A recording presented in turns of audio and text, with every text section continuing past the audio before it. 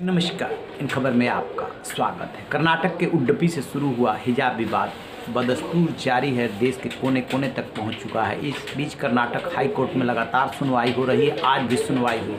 इसमें दो बहुत ही दिलचस्प मोड़ आए हैं। पहला मोड़ ये कि सवाल उठाया गया है कि जब चूड़ी पे नहीं, बिंदी पे नहीं, क्रॉस पे नहीं, तो फिर हिजाब पे ऑब्जेक्शन क्यों? वो भी तो किसी के प्रतीक ही है।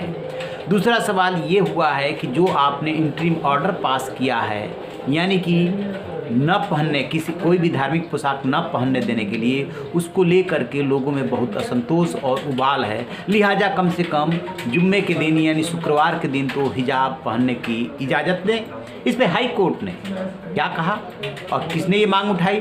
दरअसल ये जो मांग उठाई है वो विनोद कुलकर्णी ने छात्राओं की तरफ से मांग उठाई है और हाई कोर्ट ने कहा कि हम इस पर विचार करेंगे, लेकिन शाम तक अभी कोई आदेश नहीं आया था और कल फ्राइडे है। उन्हें ये उम्मीद थी कि शायद फ्राइडे को इसकी इजाज़त मिल जाए। चूँकि ये मामला बहुत ही संवेदनशील है, इसलिए हाई कोर्ट की 3 सदस्यीय बेंच इस पर सुनवाई कर रही है, वकीलों की बहस सुन रही है। इसमें एक कोई सज्जन रिट पिटीशन लेके आए थे और उसको खारिज कर दिया गया कि ऑलरेडी जो मामला आप उठा रहे हैं, ये मामले पे सुनवाई हो रही है, इसमें आपका कोई इंटरेस्ट नहीं है, लिया जाए, खारिज किया जाता है। और अब हाई कोर्ट जो है इस पर सबको सुन करके फैसला देना चाहता है। दरअसल है क्या, डिसाइड ये होना है कि जो कर्नाटक एजुकेशन एक्ट की धारा 133 है और भारतीय संविधान का अनुच्छेद 25 है, क्या दोनों में क्लैश है? क्या धार्मिक आज़ादी निर्बाध है या किंतु परंतु के साथ है? उस पर जो है मतलब रोक भी लग सकती है या इजाज़त नहीं दी जा सकती है। ख़ासतौर से जो ऐसी सरकारी संस्थाएँ, शिक्षण संस्थान है, वहाँ पे यदि कोई यूनिफॉर्म है तो फिर हिजाब पहनने की इजाज़त कैसे दी जा सकती है? कोर्ट में ये भी मामला उठा कि जो कर्नाटक सरकार का आदेश है उसमें तो कहीं इस बात का जिक्र है ही नहीं।